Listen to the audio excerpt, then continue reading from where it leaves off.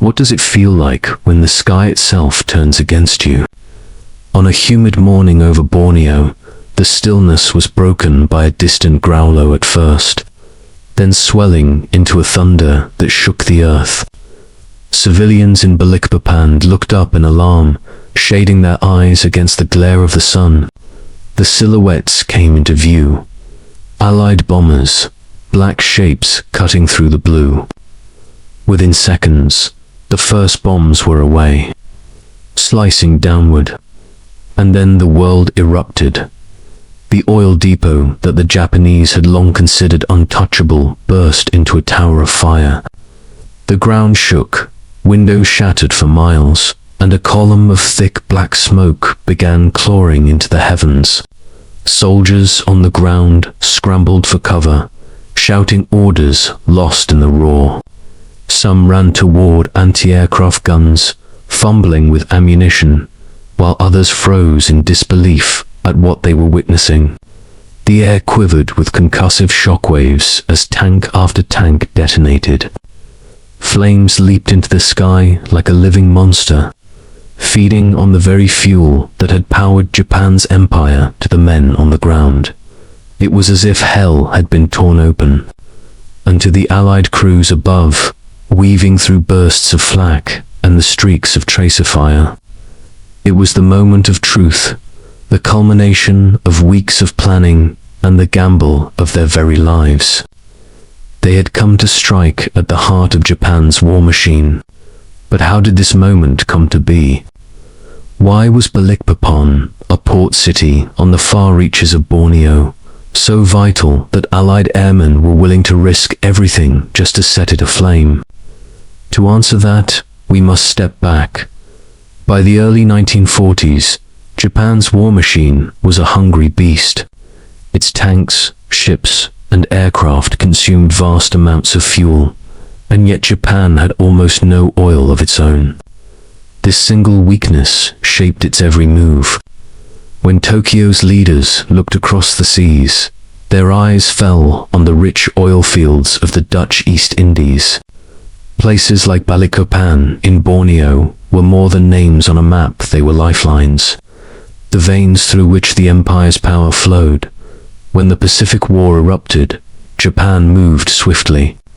Dutch defenses collapsed under the assault, and Balikpapan fell into Japanese hands in 1942. What they seized was no ordinary prize.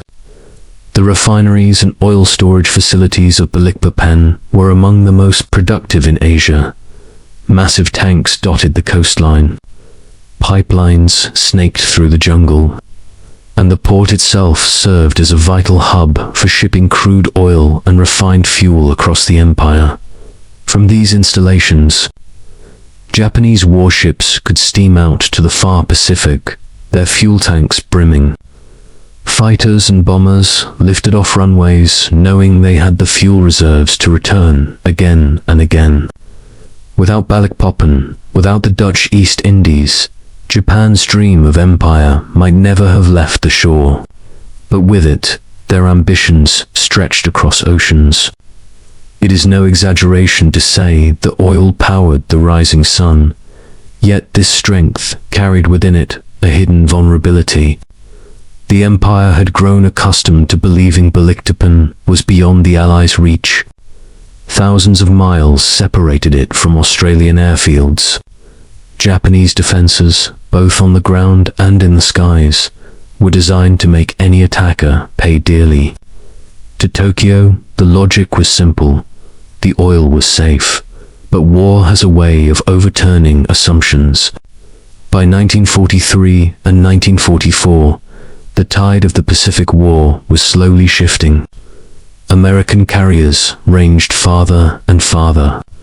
Australian bases grew in strength, and Allied planners began to look at Japan's war not only in terms of ships sunk and battles fought, but in terms of the resources that made those battles possible.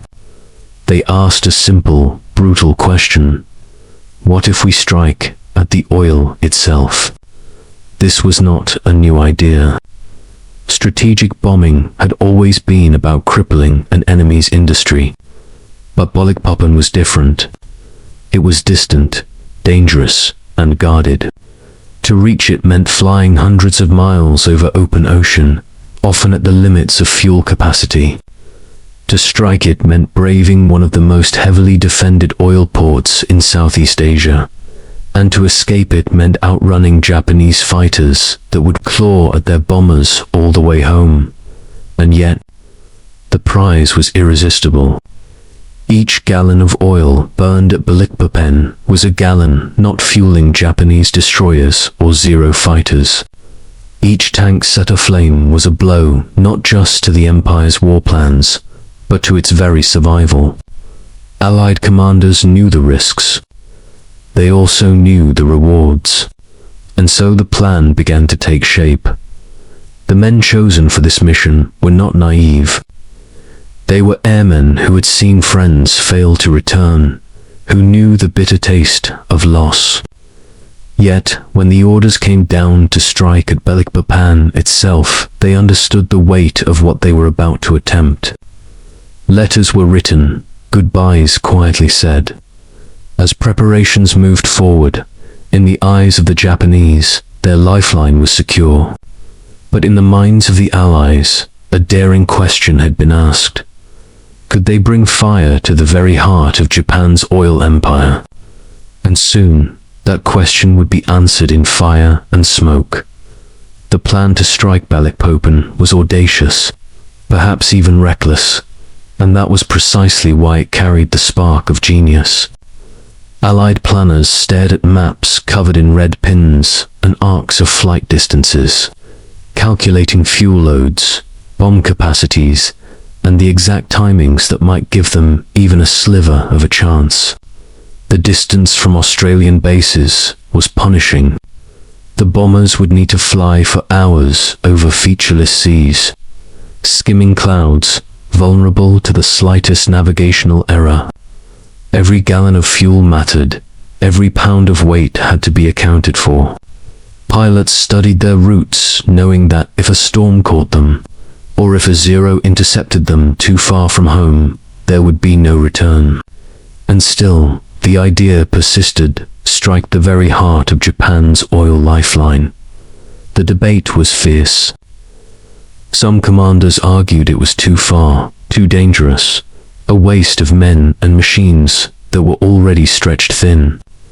Others insisted that bold action was the only way to shift momentum in a war that demanded creativity as much as courage.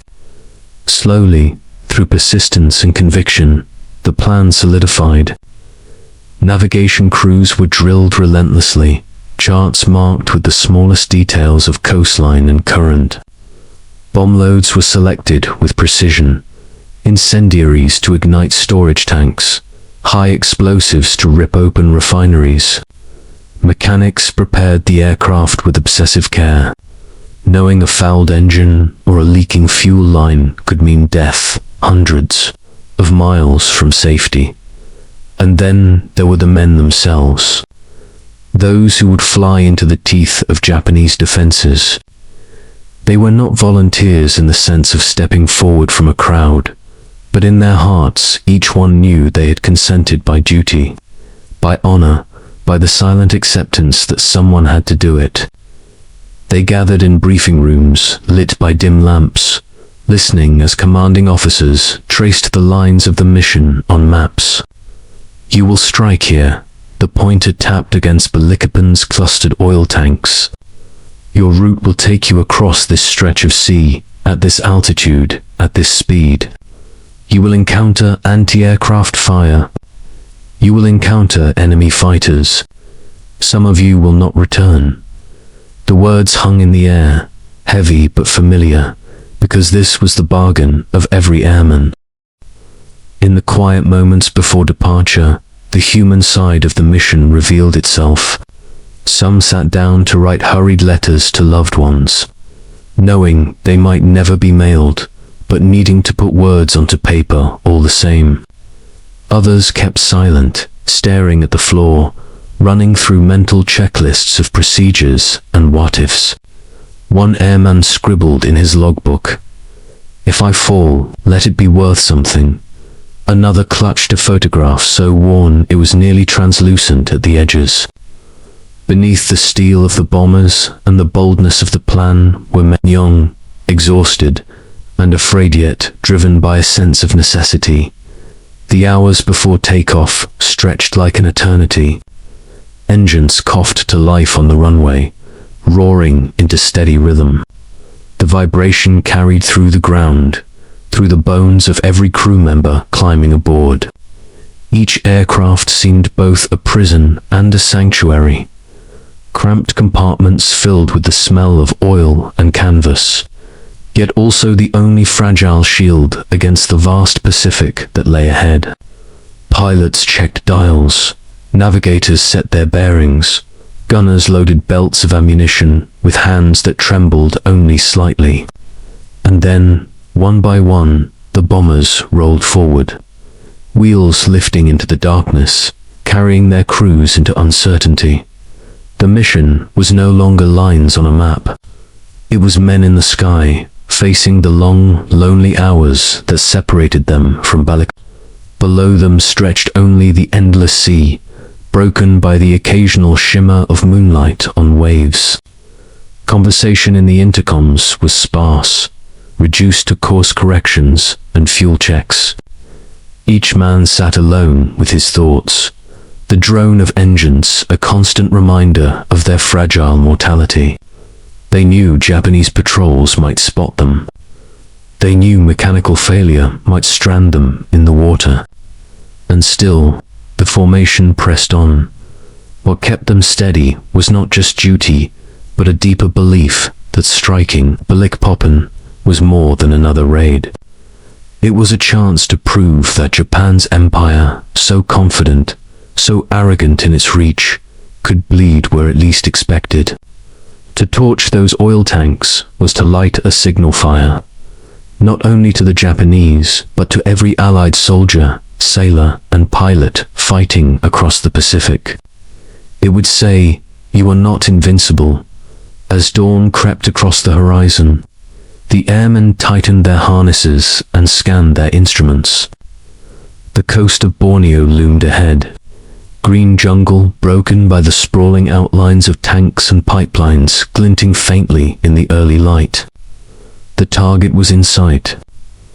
The men shifted in their seats, each heartbeat pounding in rhythm with the engines.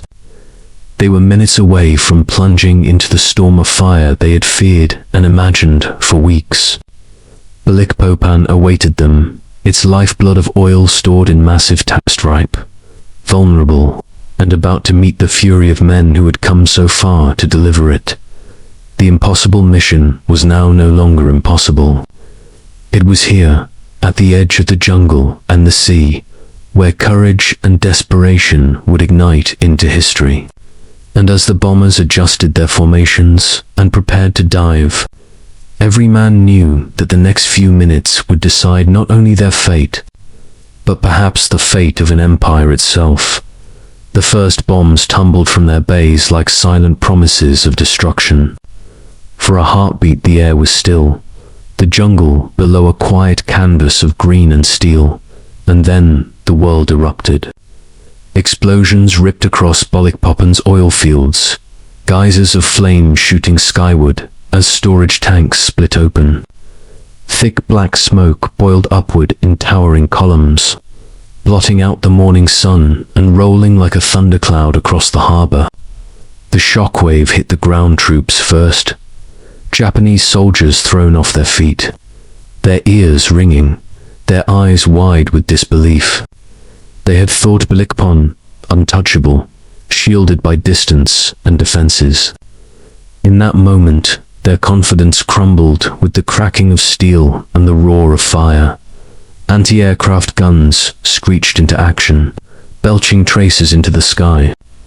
The bombers shook as flak bursts detonated around them, jagged shards of steel slicing through the air. Crews shouted into their intercoms, correcting course, holding formation. A waist gunner screamed, "Bandits!" 3 o'clock high, as a swarm of Japanese Zeros clawed their way upward, intent on tearing the raiders apart before they could escape. What followed was chaos, layered upon chaos. Bombers diving and weaving, fighters screaming past with guns flashing, tracer fires streaking across the sky like burning comets.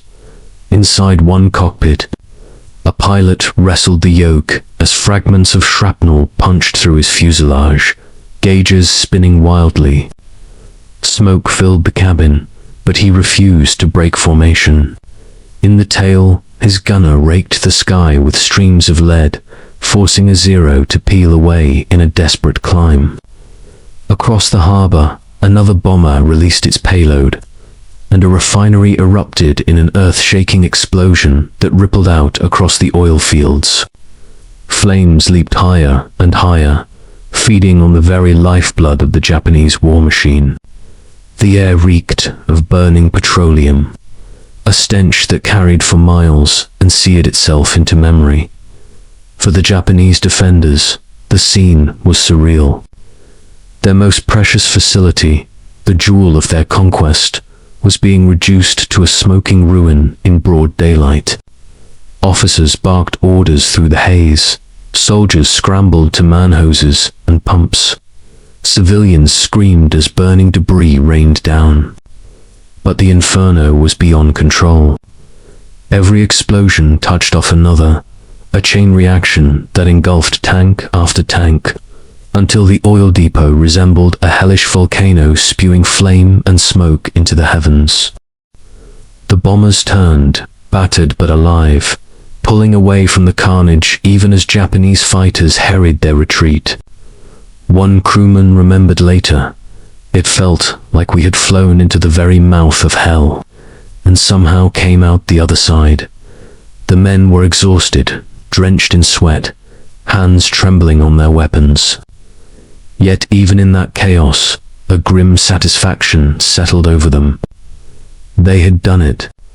They had reached Balikpapan and torn a hole in the beating heart of Japan's war industry. But for the Japanese, the shock was only beginning. As the last echoes of explosions rolled across the jungle, survivors stared at the burning skyline in disbelief. This was not supposed to happen, not here.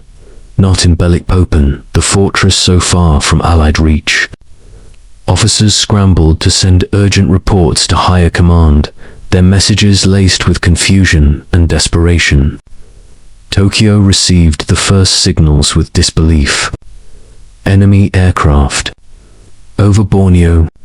Impossible, yet the smoke rising above Balikpapan told a different story. Entire days of production were lost in an instant. Convoys would be delayed. Repairs would drain manpower and resources already stretched thin. On the ground, Japanese troops picked through the wreckage, coughing in the acrid smoke, their uniforms stained with soot. Civilians wandered dazed, some clutching children, others weeping silently as their homes smoldered nearby. The devastation reached beyond strategy and resources. It was psychological. If Allied aircraft could strike Balikpapan, then nowhere was safe. Thousands of miles away, in Allied bases, the news spread like wildfire. Crews who had doubted their chances now realized the raid had succeeded beyond expectation. Officers praised the daring, newspapers hinted at the boldness, and morale surged. For every man who had flown that mission, there was the quiet knowledge that they had carved their place into the war's story. Yet grief mingled with triumph, for not all aircraft returned. Empty bunks in the barracks stood as stark reminders of the cost paid to ignite Balikpapan's sky.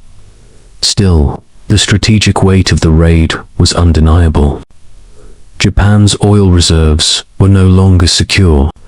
Ships that once carried fuel to distant battlefronts now faced delays and shortages. Every damaged tank, every crippled refinery forced Japan to stretch thinner, to defend more fiercely, to sacrifice more deeply.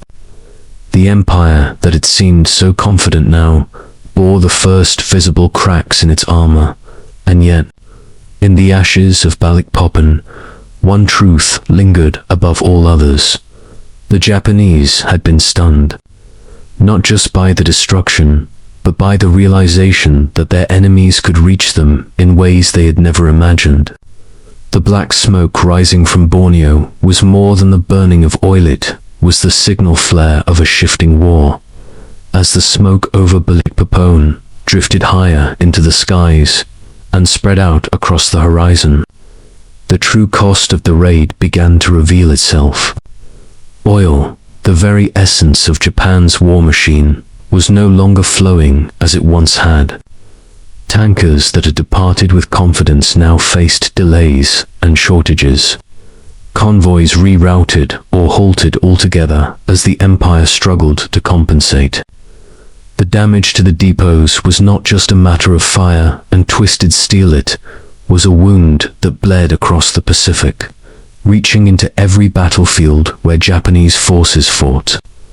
Engines sputtered with rationed fuel, supply officers argued over dwindling reserves, and suddenly the Empire's vast reach seemed more fragile than ever. The Japanese high command was forced to make choices they had long hoped to avoid. Reinforcements and equipment once destined for offensive campaigns were pulled back to guard oil fields. Engineers and construction crews who should have been building fortifications elsewhere were sent to patch together what remained of Balikpapan. Every move was reactive, defensive, and costly. The Empire, built on speed and surprise, was slowing under the weight of its own needs. It was a lesson as old as warfare itself. Armies march on their stomachs, and navies sail on their fuel. Without oil, victory becomes nothing more than a dream. Allied strategists knew this, and in Balikpapan they found proof of concept. A single blow against infrastructure could ripple farther than the sinking of ships or the loss of troops. Destroying the means to wage war could be even more decisive than fighting the enemy head-on. It was a principle that would shape operations for the rest of the conflict. Starve the beast. Cut the lifelines, and the claws will grow dull. For the men who flew the mission, however, the significance of their strike was measured differently. They remembered the faces of comrades who did not return, the empty spaces at the mess tables, the silence of bunks left untouched. To them, Balikpapan was both triumph and tragedy, proof that courage could move mountains, but always at a price. They carried that weight with them, even as the world hailed their success. Years later, historians would look back on the raid and see more than a single strike. They would see a moment when the tide began to turn in ways less visible but no less profound. The Japanese were not only hit in their oil reserves, they were hit in their confidence. The aura of invulnerability, the sense that their empire was beyond reach, had been shattered, and in its place grew doubt, hesitation, the kind of cracks that spread silently until they break the whole. Balikpapan does not sit in the history books with the same prominence as Midway or Guadalcanal. It is not celebrated in parades or emblazoned on monuments. But in the dark smoke that once rose from its burning fields lies a story of daring, of strategy, and of a truth that resonates far beyond the Pacific War. No empire, no matter how vast, can stand unchallenged when its lifelines are severed. The men who struck Balikpapan proved that distance. Danger and doubt could be overcome by determination. Their story reminds us that wars are not only decided by armies clashing on open fields, but by the quiet, decisive blows that strike at the heart of power. It reminds us that courage often burns brightest in the most desperate of places, and it leaves us with an image both haunting and inspiring, flames leaping into the sky, black smoke blotting the sun, and an empire watching in shock as its certainty turned to ashdot. With that said, Thanks for watching, and until next time.